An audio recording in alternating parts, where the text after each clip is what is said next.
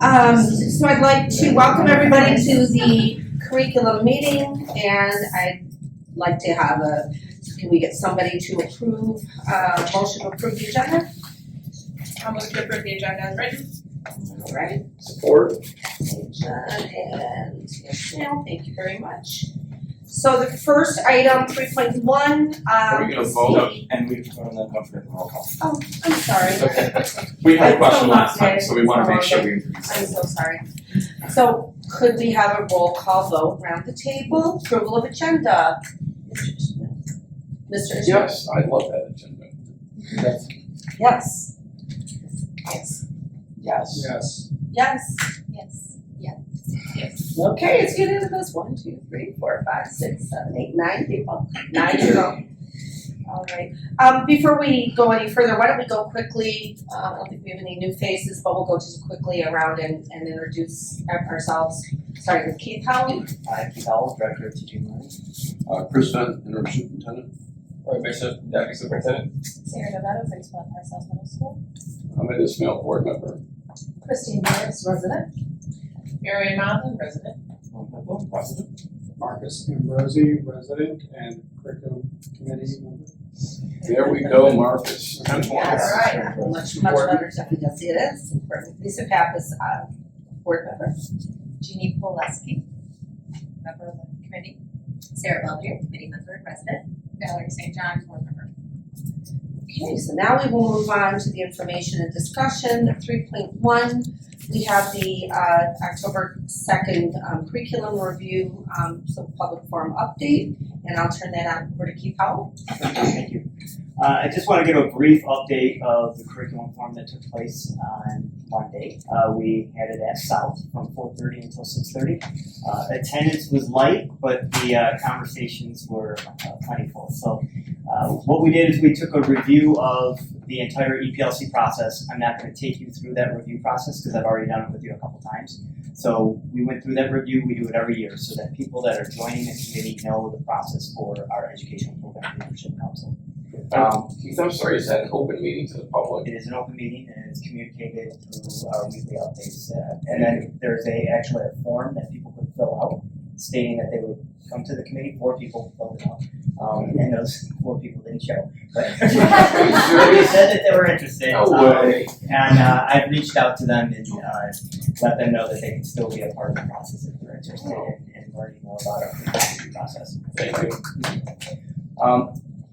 What we did is we went through the entire process and then we gave an overview of what we've done so far in our phase 2, 3, and 4 reviews. So phase 2, we gave a review of social studies, where we're at, how we've done some training last year, and how we're starting to dive into our process of looking at resources at the elementary level. We gave information about how they're going to receive training on October 31st in the afternoon in regards to the frameworks and best practice and standards, so that they know how to take their current units of study and dive them into a more inquiry-based, questioning-based process, which is best practice right now.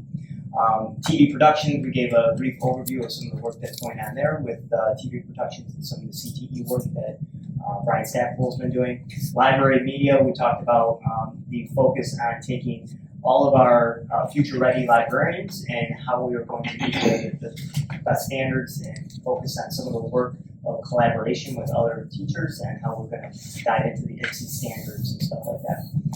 Counseling, they talked about some of the work that they've done with receiving grants to support some of their SEL work, their social emotional learning work, which was great, and they're ready to come to completion at this time of the review process. So they will be filling out all of the paperwork, the guidelines, the form stack with providing us with a presentation, a memo to the board, a memo to EPLC. It will come to EPLC probably in December. That's what they're looking at.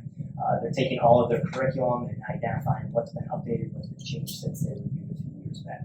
So they're on a really good path right now and close to completion. And they kind of reviewed that on Monday.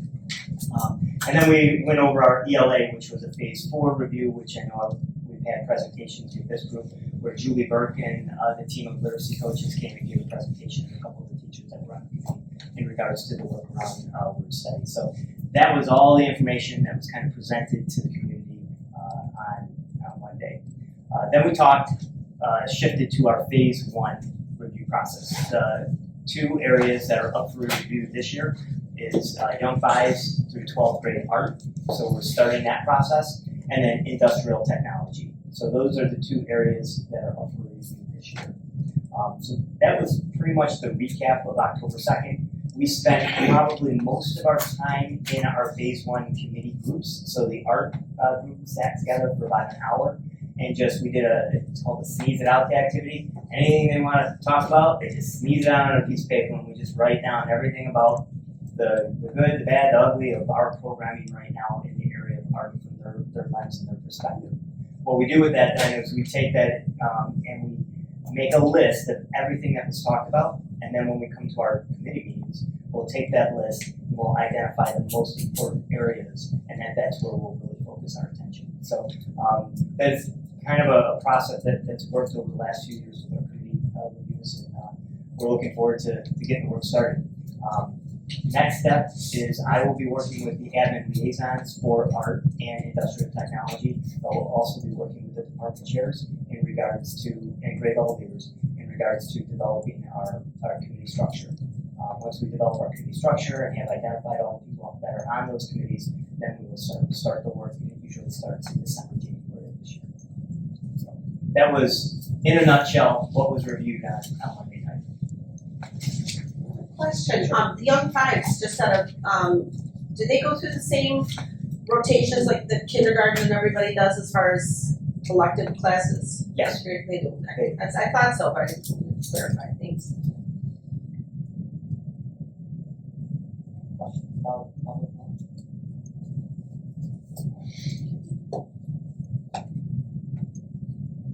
And the 2 programs you said, so it was all the art, young 5s through 12? The entire art department?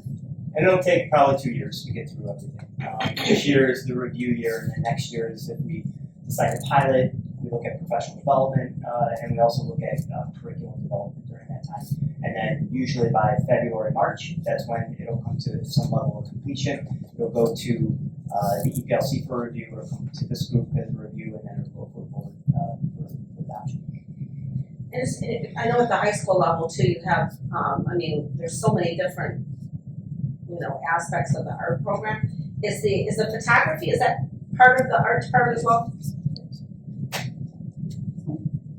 Yeah, we have a lot of really cool classes.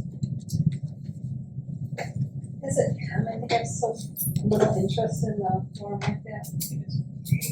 Especially on a nice day. It was a nice day too. I also think what happens, the reason all the art department was there is because they're in phase 1. So they're really, excited to get the work started. So I would say the entire art department was there. There were maybe 2 or 3 people in this.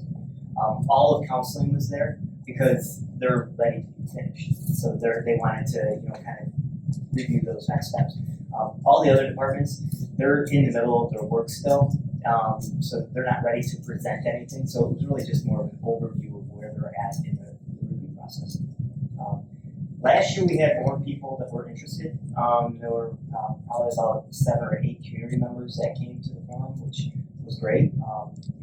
This year we didn't have as many community members. Did they get the times the issue, the time of day? So that's been the time we've done it for a while.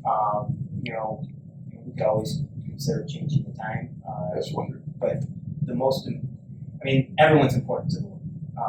But really the teachers, getting them there for that review process so they can start that activity is important as well. Is the presentation, if you had a presentation on Monday night, is that available publicly, whatever you? You've already seen it. It was presented last month. I can share it again. Do we put it on the website or anything so that people can look at it, or is that It's linked in our agendas, but we can link it in a different space too. I just maybe it's a helpful thing to put up on the. It's linked in the EPLC documents on the website. Yeah, I didn't know if you were making this publicly available or not. Okay, is there anything else on agenda 3.1 that you wanna go over, Keith? So I guess we'll move on to 3.2, we have the middle school study recap.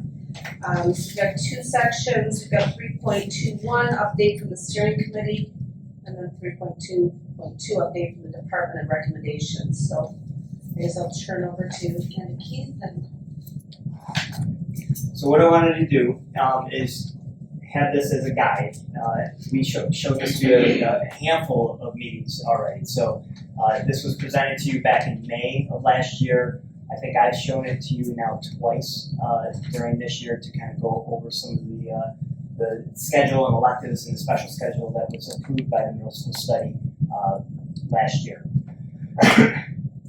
As we talked last month, the request was for me to go back to the steering committee and get some input from them regarding the band, orchestra, explorations, and choir competitiveness between those two programs, because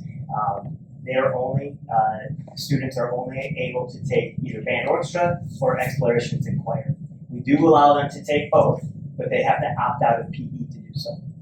So the question from this group was, can you take this back to the steering committee and see if there's other options? How do we use things differently so that we're not pitting these two programs against each other, band, orchestra, exploration, and choir, and so that we're making sure that we don't have certain kids that are apt to maybe not wanting to sing, shifting to band and orchestra just because that choir program sounds not something that they would want to take. So we don't want to decimate the choir program, is some of the conversations from this group last month.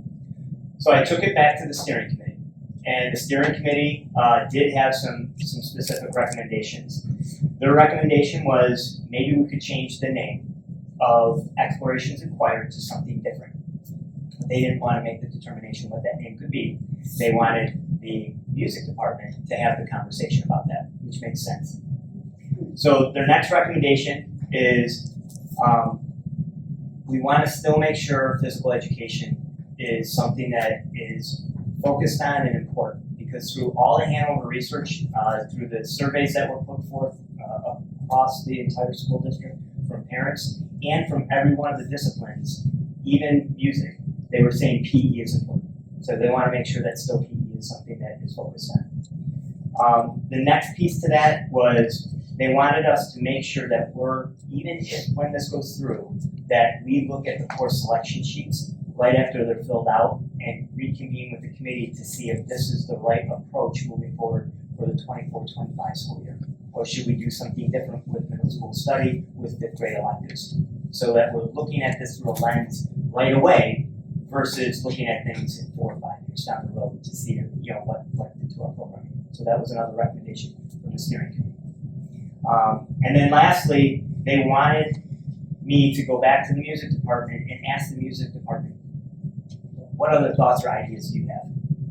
So I did that. And then wanted me to also take it to EPLC, which we did that too. So I went through all those processes with them, had a meeting with the music department, and I think every single music teacher was there, the middle school and high school. And we talked about this item and the importance of music education in our school district. And some of the work that came out of that conversation was, we understand that the committee did the work. We understand that PE has a level of importance in regards to our entire district and from the surveys that came out from Hanover. So they had the suggestion that maybe instead of calling the class Explorations and Choir, could we call the class Choir and World Music?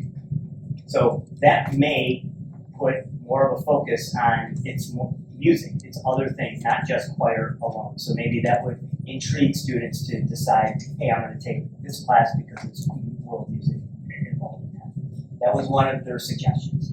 Another suggestion was, rather than having, if you see there the note, parents can email their school principal to opt out of PE and select both music courses.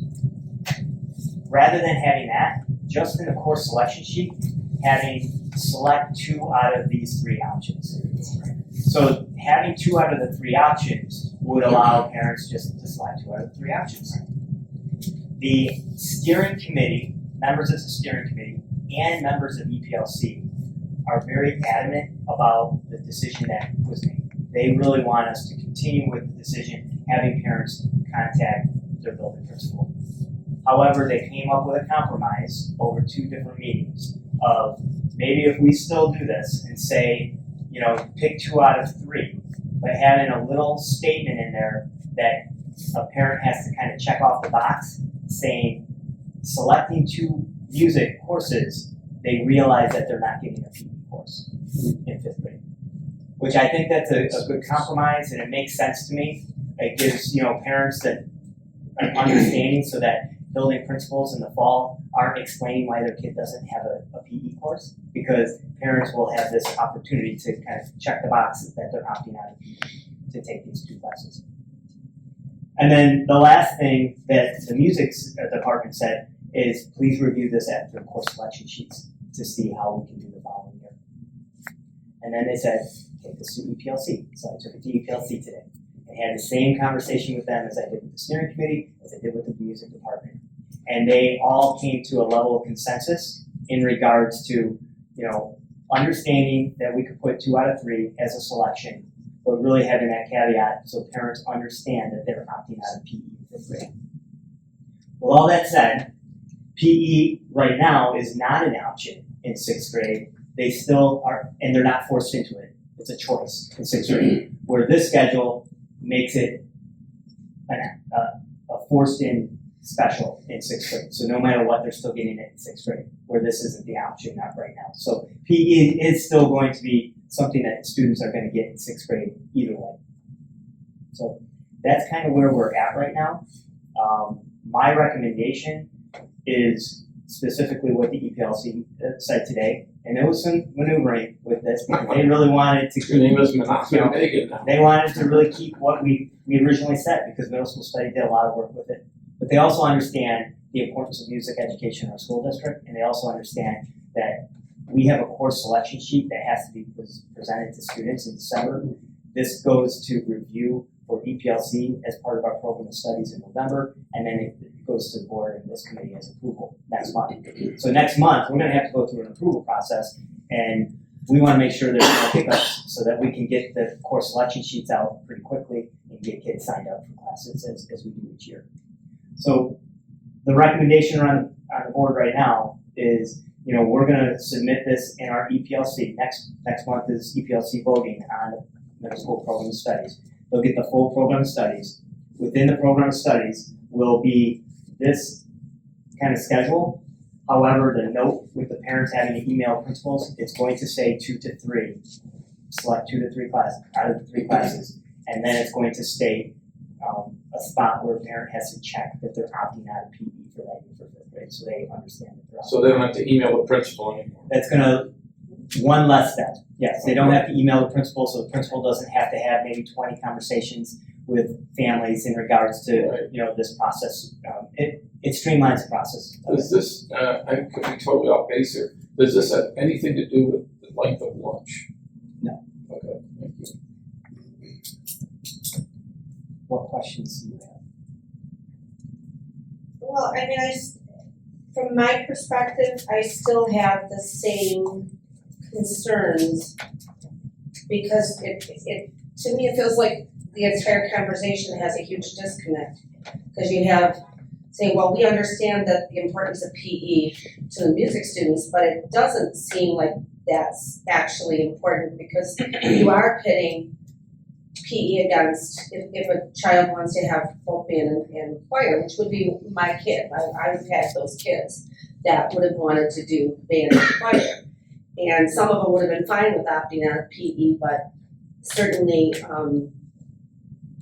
again, my huge concern about this is the 5th grade and the middle school part of the equation. We put the 5th graders in the middle school, we forced them into a bell schedule of a middle school, and then we've limited the amount of recess and movement time. And we're trying to fix this with the PE question. So to me, there seems like we're still in a disconnect. There's nothing different about this. If they do band and choir, orchestra and choir, they have no PE. And they're still only getting a lunch recess. So we're still looking at very young children that need time. And I think every parent, especially parents of boys, girls too, a lot of girls too, but I mean, I teach young boys. This is what I do for a living. These kids need to move. And I still am getting it, to me, a big disconnect And I'm watching this in my own, because my fifth graders are going through a very similar thing. I'm in a K-3 school, and those kids need to move, and they're not getting enough time to move. And it's heartbreaking to watch. It creates discipline problems, it creates attention problems, and I personally speaking, I feel like people in education, we've lost our minds. We all went through developmental psychology, we all went to school to be teachers, and we seem to have forgotten every single thing we ever read in any of those classes with some of these schedules. And I'm speaking very bluntly with this committee, but those are my feelings, because I see it every day. And I'm concerned. I mean, I'm concerned when we take away movement time from young children and you put them into a schedule that is much more developmentally appropriate for 7th and 8th graders and high schoolers. It's a different conversation. So those are my still same concerns. I don't see that this solves anything. It's still pitting music against PE. With the I'm kind of concerned. solutions, I definitely see the concern. I think the kids should have more recess time for sure. But they can't take all of the electives. I wish they could. It would be great if we could, but then the school day would be too long, and that would be another problem. So it would be great if they could take all the electives, but we have to, for lack of a better term, pit band and orchestra and choir and world music, if that's what we're calling it, against something, because right now they can take both of them, which is better than, with this program they can take both of them, which is better than what we have now, where you can either take choir or band and orchestra. As far as right now, you can't take both, is what I was understanding. So with this situation, you can take both. And it sounds like you still don't like it being put in kind of the same slot as PE, but what else would you like to see it be in the same slot as? Because that would still present, either way, kids have to make choices, or their parents have to make choices about what electives. So how can we solve the problem if their solution isn't adequate? I mean, and obviously we have course request sheets that have to go out, and I understand that we're under a timeline with this and that this was the decision. I mean, I personally would like to go back to the steering committees. The biggest sentence that I took out of the whole thing was a separate 5th and 6th grade kind of school, a school within a school. And I would like to see more of that happen, as opposed to making 5th and 6th graders fit into a 7th and 8th grade schedule. And I understand we have 3 middle schools and involves juggling staff and everything, but if there's a way to make that happen in the future, I mean, that would be my preference. I think it would be helpful, and I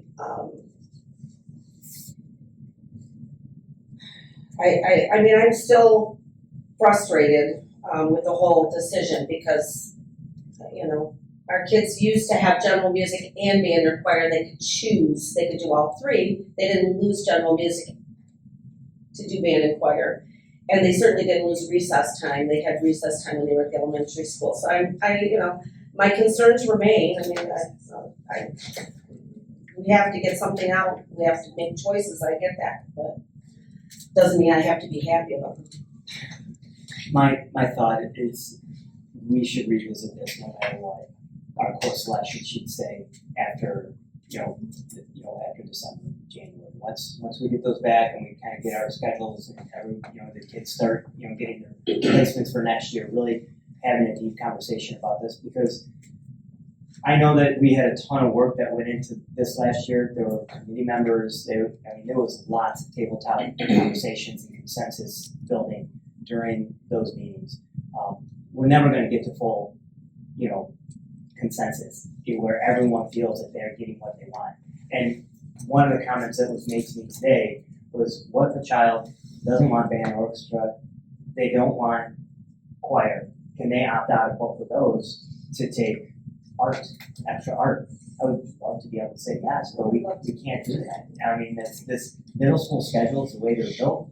Unfortunately, they have to be married to within each other. So we have to find a way, and especially the size of our middle schools.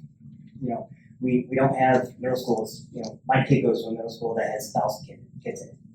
We can do some weird things, without kids. Right. You can't do that when you have such a small population of students, and we love our small schools. But this is an unintended consequence of having small schools sometimes. I'd love to be able to give kids every single opportunity that we can.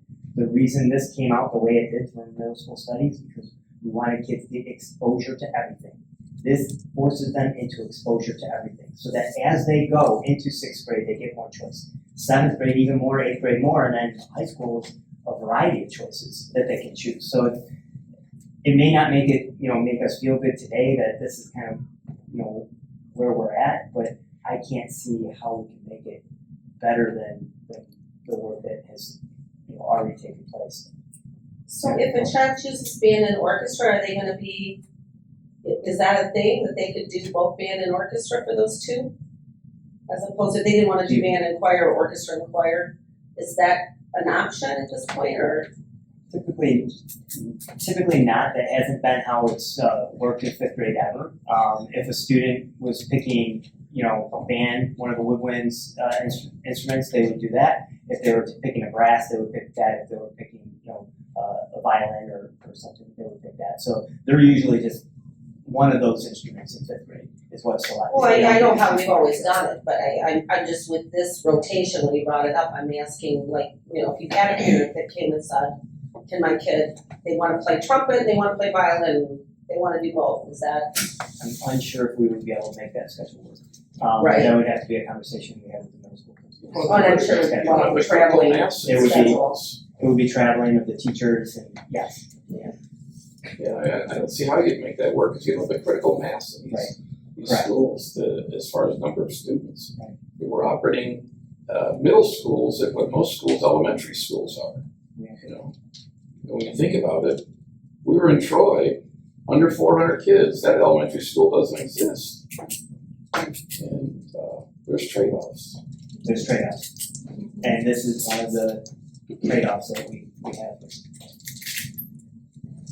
Sarah? So yeah, I just wanted to say, again, as a parent of a 4th grader, knowing that this is my kid's schedule, I'm thrilled with the opportunity that he is going to have for a different choice in 5th grade and 6th grade, and again in 7th and 8th. I think middle school is the perfect place for them to get exposure to everything.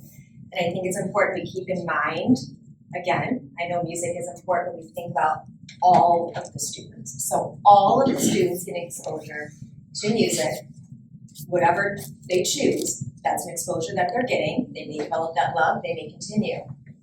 But then they have more choice built in. I said last time, again, this is great. Are there things that I wish could be added, like robotics and math? We have an ELA extension, we don't have a math extension. Thinking about some of these things is important when we're looking at the whole child, which is what our focus is. And I think Keith brought up a really important point too of coming back and revisiting. Anytime you implement something, you come back, you revisit, you monitor, you make adjustments. So the fact that we're already planning that, I think, is a key stage of all of this.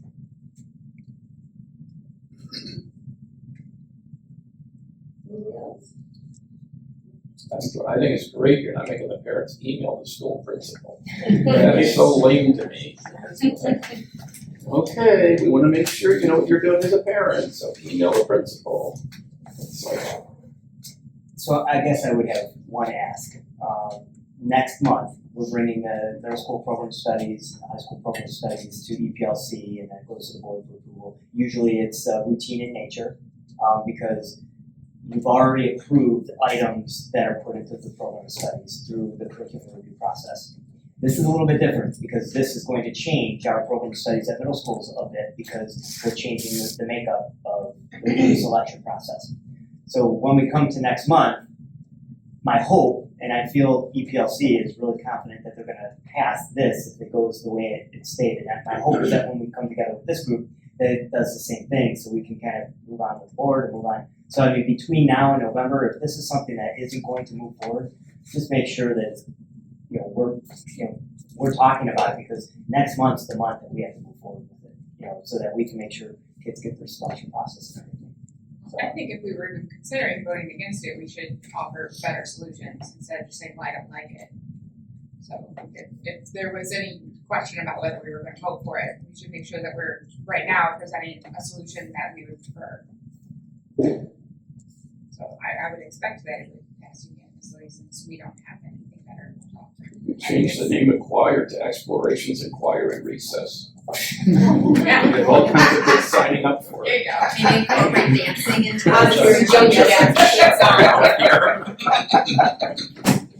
Your creative romance. I like it. I just appreciate your attention to this, and the questions I think were great in the last couple months, and it really brought it forced me to dive into some work with the middle school group and the steering committee because I wasn't involved in it so much last year. So I got educated with respect to the entire middle school study process, and I think it will lend to great conversations as we move forward and keep reviewing this as the years go on. We appreciate all your efforts in it, and I expect we will continue to try to make middle school better, because it's very hard. It is. And I mean, we all talked about the fifth grade moving to the middle school, and I think it's worked out well in some cases. Scheduling is an area that's more of a challenge. But it gave us more students, so we can do a little bit more, whereas if it was still sixth through eighth grade in the middle schools, we probably have even less We options. have less students, yes. Any other questions about the middle school study? Thank you all. So the update from the department and recommendations, that's all That's all. you have for them, okay. So I guess we're on to 3.3, which is a brainstorming session to elicit future areas of focus. I'm gonna take some careful notes here. And this is your time, committee members, to give us some ideas for future focus. Lisa, would you like me to develop a protocol for eliciting information that we could put people into groups and we could go around the room, actually put some paper up on the board that we can kind of start putting some ideas up there, and then we Chris? can Go back to Lisa Breedy right here. and then we could come back together. It's your choice. If you don't want to, I didn't get a chance to talk to you before. He's just so good at that, I'd like to Okay, do that. all right, let's do it. Let's do it, Kelsey does. The curriculum kahuna. So I'm gonna put you all in groups of three. We're gonna kind of go off into threes. And up at the board, we have 3 different pieces of paper up here with 4 blocks. One block is gonna be for elementary. The other block is middle school. The other block is high school.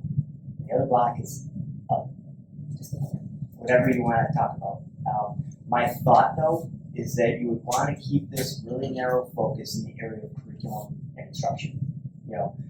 What does that look like? Now, it might go off into it could affect this or that, but curriculum and instruction is kind of our focus. And then what I was going to do is you are going to then move from different groups. There's going to be one person that's going to be kind of note taker.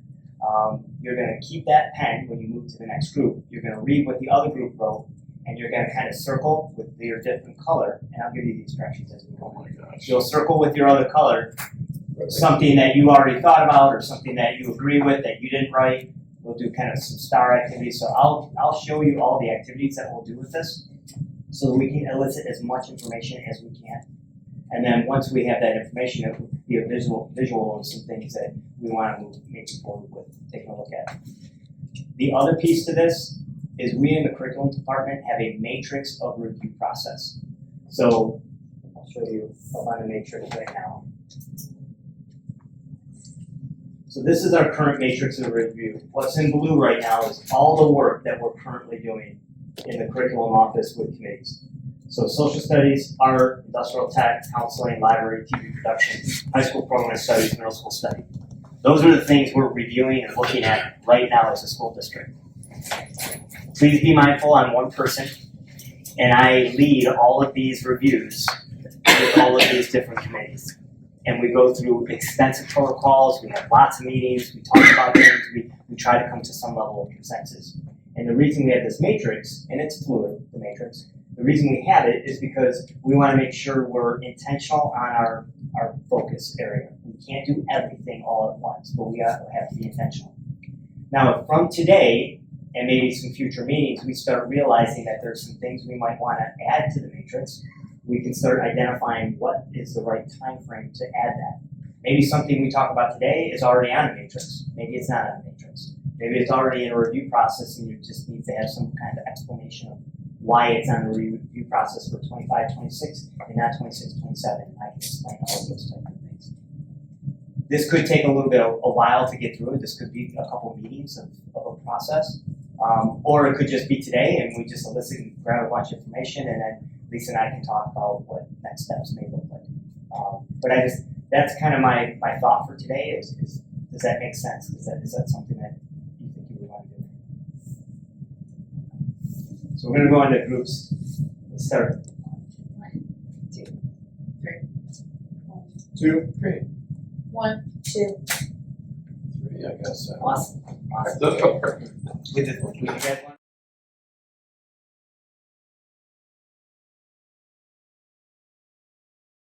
The table should be looked at as an idea, a conversation piece. And you may agree, you may not agree, but it's just everyone's valued with their information that they put on these boards. We will have an opportunity to ask questions. We're going to have an opportunity to go and have some other notes that you put on some of the other documents too, and I'll give you that protocol in a minute. So we're going to start with, could this group maybe share out some of the things that you talked about? Okay. Elementary, we just suggested re-examining the special rotation, A through D, okay, and I'm a secondary teacher, so I can't really talk a lot about that because I haven't experienced it. Middle school, we looked at, I have to add too for elementary school, 4th grade, adolescent health, and some of the things that they talked about is the personal hygiene. I thought it was plumbing too. I thought they started, okay. That's what I called it. My sons. Middle school, we talked about if the advisory or team time was eliminated when they're teaching the SEL. That SEL can easily be incorporated into the Family Consumer Sciences department because that's actually part of our curriculum, is a family consumer scientist. It's at the state level, it's at the federal level, so that would be something that if we had to eliminate that, you could easily move that into the life skills department, what we call life skills. Update adolescent health for next year, very outdated. Do we still have a committee for that? We will, Okay. and yes, we do. Okay, and we also talked about for the younger students, 5th graders, 6th graders, more recess time, maybe perhaps longer lunches, because the kids at that age, they really need to kind of, move, and it's good for them, when they're in the classroom, helps to kind of refocus when they come back and work out some of that energy that they need to run around it. And then also too, traveling teachers for 8th grade, maybe honors classes or languages, perhaps starting in middle school, travel to the high school, they're gonna build those relationships with the students. And that way, that also helps to promote the programs, and that's something that we want. High school, how to support and encourage elective programs. We talked about, the academics, they're required, and they can kind of promote themselves, take care of themselves, but the elective programs, one thing that we are known for in Grosse Pointe is just what we have to offer at the middle school and high school, which is pretty amazing, what we have. So really, support our elective programs more. And consider more transparency and consistency for course offerings. One thing I shared is maybe 12 years ago, we had a different administrative team at the high school levels. We never shared our numbers. So when students would apply for the classes, sign up for the classes as an elective teacher, and I was both elective and academic, I didn't know how many students I would have. And for me, or actually one of my former administrators, she says, I didn't tell people. And that was Michelle Amrick. She said, I didn't tell people. Because if you are the art teacher, and she's got an overage, and I'm teaching family consumer sciences, and I may be down one class, that they would actually work out the numbers to keep all the teachers full-time versus laying them off, bringing them back, reducing their hours, because teachers don't like that and they could leave. to something more secure. Just a thought that we talked about. And then again, the other, which we moved up to middle school, SEL within Family Consumer Sciences. Thank you very much. Are there any questions for this group? All right, let's go to the next group. Thank you. So, yeah, you wrote, so you don't get to talk. Beautiful printing. Very nice printing, Sarah. We kind of looked at That's it good. first as classes or things that we felt that should be offered to, like cyber safety, it should start in elementary school. And coding in elementary school, and I don't know if it does now or not, coding, a little bit, right? I thought it was up there, but this was just thrown out. World languages and more STEM or STEAM classes. We had some of the similar ideas about like the honors programs, especially because we have a magnet program in our district, and when they leave elementary school, there's no more magnet kind of classes for them until they get back to high school. And then maybe even like some other districts have a dedicated school for honors classes, so the kids can apply to go to one of the middle schools for honors classes and then continue on that track. More alignment with 7th and 8th to high school, because we do have traveling students.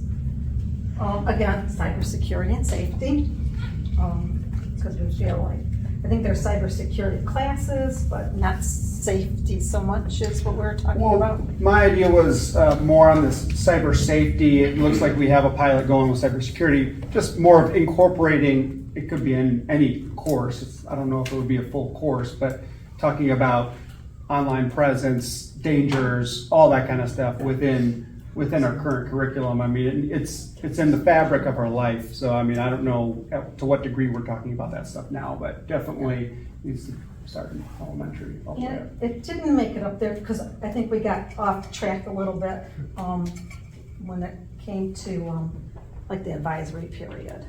Right, we started talking about that, and maybe those are some minutes, and we said the same thing for movement for kids added to lunch, or were you looking at a time schedule for middle school, maybe even to mimic more of the high school schedule, so that when we do have traveling kids, and maybe the period would line up. And then in our other, we brought back grading. I think we were actually looking at standardized grading, so that even within a building, if you have biology and I'm teaching biology, my teacher next door to me and I have the same kind of grading practices when it comes to it.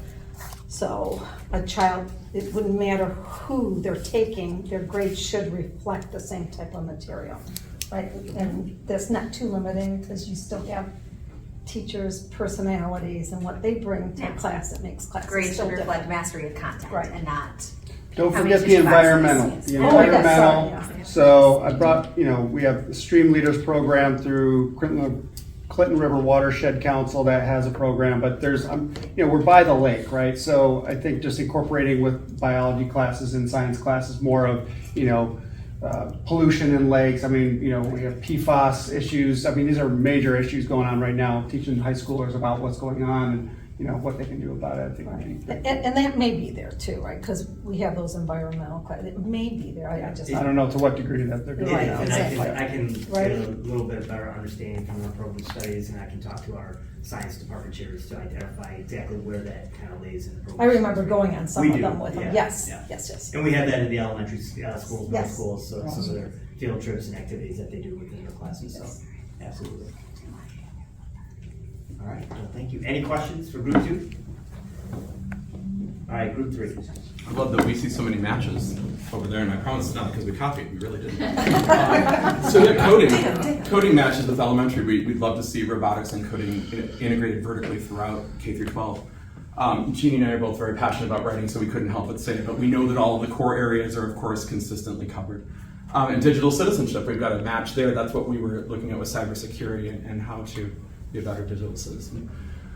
We wonder about the 6 versus the 7 period day between middle and high school and how the scheduling of that works out with efficiency. Because there's got to be times when a teacher tries to travel from middle school to high school and there's not a period available for them to teach in because the bell schedules are off, the lunch schedules are off. So we wonder if both levels run the same, whether that's 6 or 7. I'm not expressing an opinion, but that inconsistency was a question. You're not expressing an I am opinion. not expressing an opinion, Mr. Ismail. Not today, no, sir. Math honors, constructing a deliberate class of Algebra 1 in 7th grade that becomes a geometry class in 8th, that therefore leads to Algebra 2 in 9th, and that's an easy way to bring high school classes, as you were saying, so that's another match. Our advisory question mark was just, how do we use the advisory time? A continued discussion of that. Vertical alignment of magnet programming right now, our 3-4 could definitely be expanded. And we also talked about the one school having lots of honors courses. That was part of our discussion as well. Bringing up the 5-6 versus the 7-8 school within a school. I see a lot of 5-6 buildings and 7-8 buildings in other districts. So we're trying, that's just the truth. So we know it's a good model, so how do we bring it to us? High school tutorial, what were we were just saying we should continue to look at whether there's tutorials and why and how that impacts teaching and learning. Expansion of CTE and expansion of dual enrollment with other post-secondary institutions. We have Mr. Ismail here, so of course we would talk about an IB program, and it's a wonderful idea. The effectiveness of PLCs and how teachers feel about them, how the community feels about them, how they work with our schedule. Integrating SEL into as many curricular areas as we can, because it's important. And consistency of grading and match again. That's good. So Yeah. hope that's clear. Then we talked about the vocational programs as well. Yeah. I see a lot of alignment on this. Good. All right, group 3. Any questions for group 3? All right, next steps. If you were the writer, or if you were the speaker, you get to go to the next group. But if you didn't write or speak, you have to stay where you're at. So you will stay at your space. So go ahead and rotate. Yes, take your pen. Oh, yeah, thank you very much. What we did? Yeah. We're going to number 1. You're stuck writing. Do you have to take your pen? Oh, yeah. You guys are educators, what the hell? All right, now what you're going to do, because you just heard an explanation of each group, and someone from the group that was part of the creation of the ideas are still with you. So what you're going to do is you're going to take a look at it with a different colored pen. You're going to circle things that, yeah, this really makes sense. This is something that we really probably should look into. If there are any questions about anything that is written on those sheets, you have someone from the group that was there that could explain those questions. Jeanne and Glen, come back over here. So yes, hopefully you were paying attention, so you'll be able to provide those details. All right, so go ahead. We're going to take about 5 to 10 minutes. I'll see how your groups are doing. Cyber safety. So make sure if you're the red pen, you're going to the green and black sheet.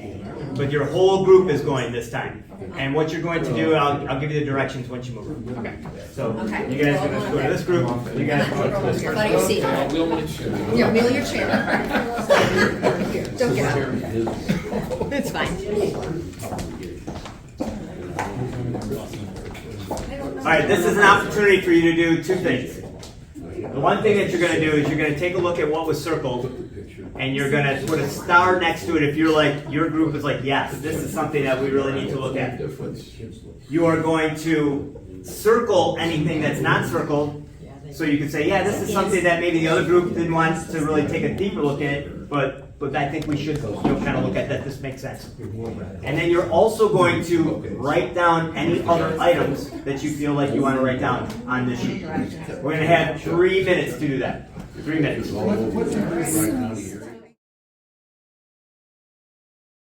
Activity typically are. So you provided a lot of great information today of what this board curriculum committee kind of feels are things that we should review and take a look at. We do have a matrix of review process in our school district that is on a timeline, and it's on a timeline for a couple different reasons. One of the reasons is because we want to make sure we're balancing when funding takes place for some of our programs. We also know that it's usually every 6 years is when you should do a data dive to take a look at how programming is working within the school district. It's successful with a particular content area. You create what's called a root cause analysis to why your data is stating a certain thing, and then you really start monitoring, adjusting, and reviewing curriculum to determine if you need to pilot more different programs. So that's kind of the process we have. And if you remember correctly, a couple weeks or months ago when I presented about our really great reading program, our ELA program, how we kind of went through that cycle.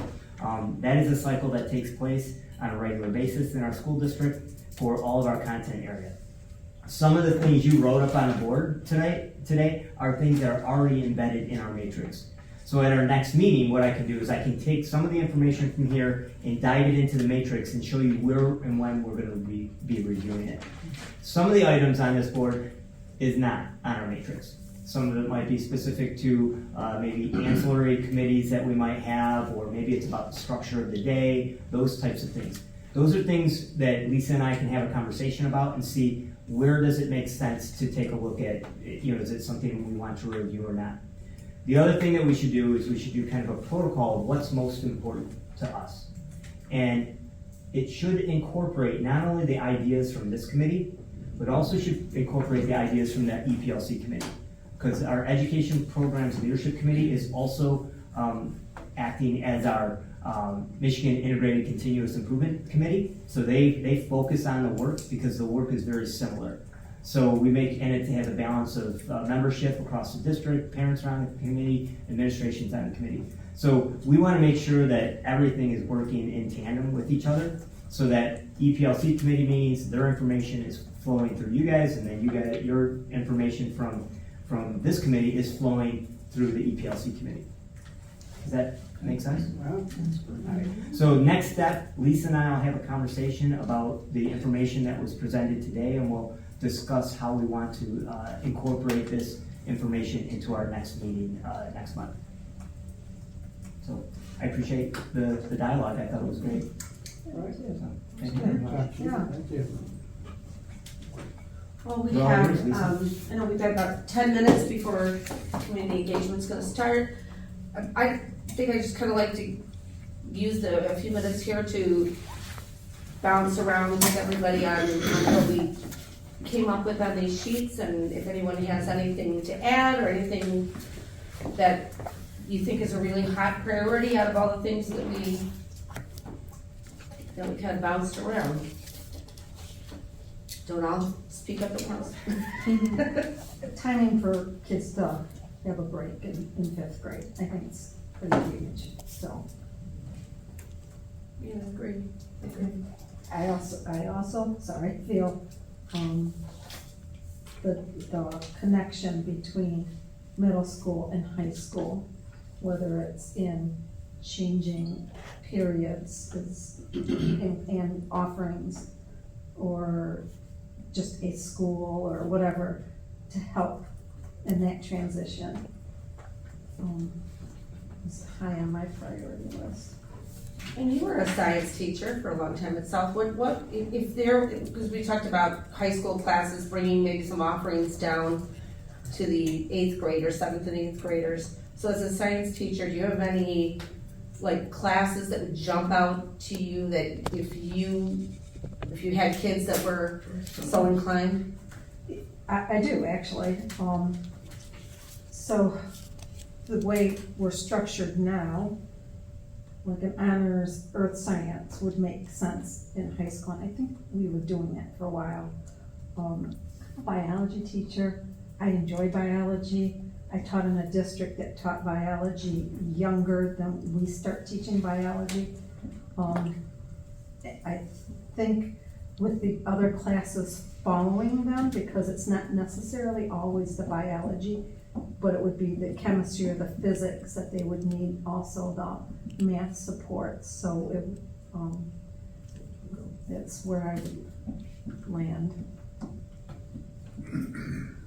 Could you see that being viable? Would that make a difference to the high school kids, like what they could take It definitely, as a science? when I left, the kids were taking multiple science classes, right? I took electives and it would be their third science class in that semester. So kids do enjoy taking science. It would also allow kids to be able to maybe take something like honors chemistry or AP chemistry, AP physics, where now they've kind of locked in, because they have other interests too. It's not just science. Greg went through that when he was Mr. Science geek, he took everything, but he was always, but then you end up with this cascade of like AP honors classes your junior and senior year. It's like how many, and he took, I think he had 21 AP credits when he went to college, but it all snowballed to junior, senior year that you're just kind of. Right, and I know they realigned the social studies, right, US histories, where they're doing the APs in their sophomore year. They don't have the same requirements for the math skills, I think, in order to do that. So math would kind of drive where the science would go. Right, yeah, absolutely. But yeah, they're having great ideas. Anybody else?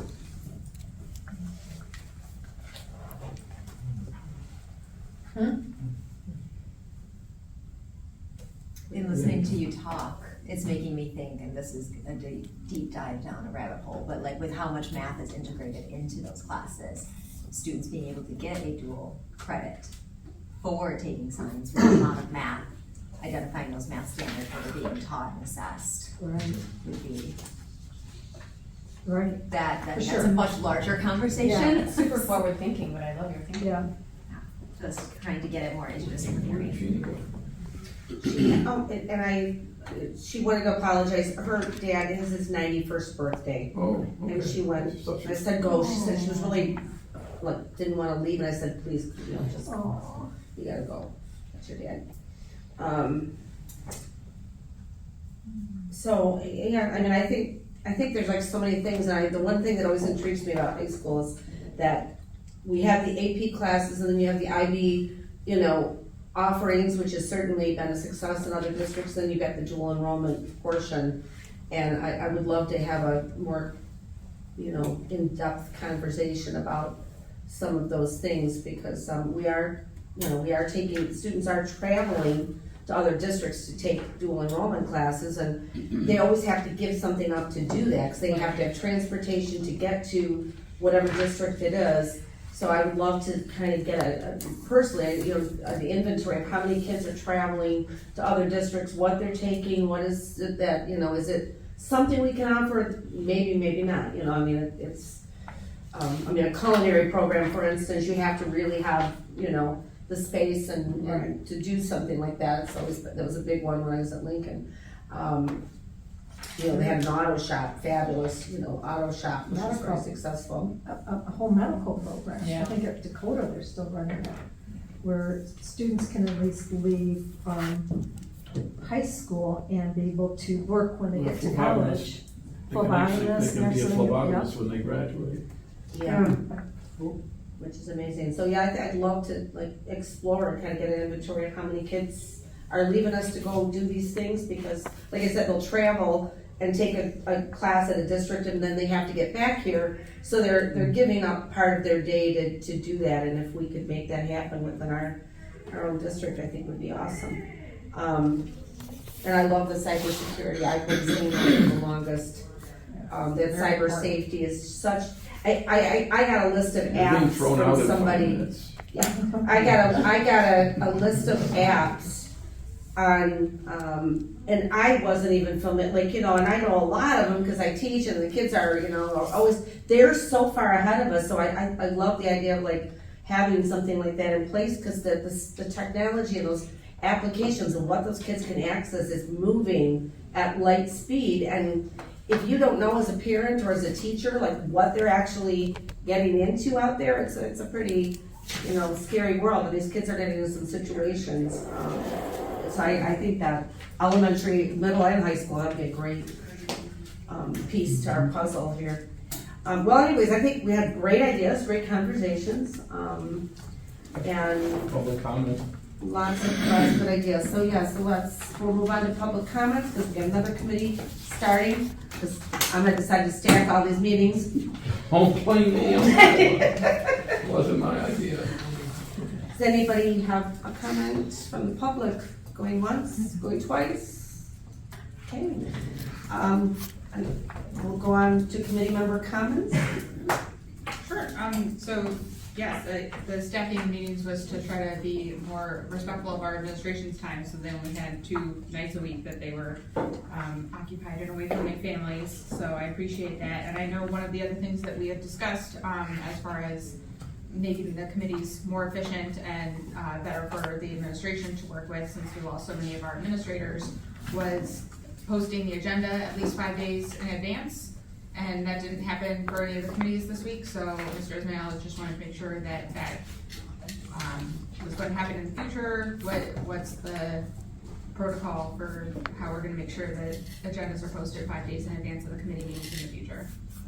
Roy and I will work on that and make sure they're posted in advance. Thanks, guys. Okay, yeah, I assume the committee chairs have to get them to you in order for you to post them, so that's an important part of it, because I didn't get the agenda 5 days in advance either, so not a lot you can do if you don't have it, I understand. So that's all, I appreciate everybody's work in this, and I think these are great ideas for the EPLC to take a look at. I don't really have much. I guess I hope everyone recognizes the wonderfulness of the Grosse Pointe schools, and I'm going to use an example. And Sarah was there, driving to Kalamazoo 2 weeks ago for my son's soccer tournament, and seeing so many administrators. My son's third grade teacher was there. Like, just no matter where you go in the community, I see teachers at Kroger all the time. I see people like everywhere, and that doesn't happen everywhere else. So I hope that we all just recognize I feel like we take it for granted. But it's just so nice to be able to see people and see Sarah's soccer game, or see Dr. Keelan at practices on whatever. And it just makes it feel special. The kids get excited when they see everyone out and about. So that was just a happy thing. Lisa? Let's circle around to you. No comment. One class we do have that brings in a partnership. We brought in an EMT class a few years ago, so we have kids that are going through EMT. Cool. Okay. Yes. I feel safe. I had to plug it. Well, we appreciate that. I just enjoyed the brainstorming session today. I thought that was nice to hear what everyone on the committee has to say or what they thought. So did I. Thank you, Keith. We had a couple of conversations during the month. I appreciate you taking the extra time. Everything worked well today, right? I think so. Yes. Great. Thanks. Yeah, good session. Thank you. All right, and I will echo that. Great session, great ideas. Thank you for all your trust. Thank you, Keith, for all the time you put in to everything. I know you've been meeting with a ton of people, so thank you very much to all of you. Dr. Bishop, Delgado, and to Mr. Fenton. We are very grateful to all of you for being here and helping us do this all. Thank you, and have a good night, and on to your next.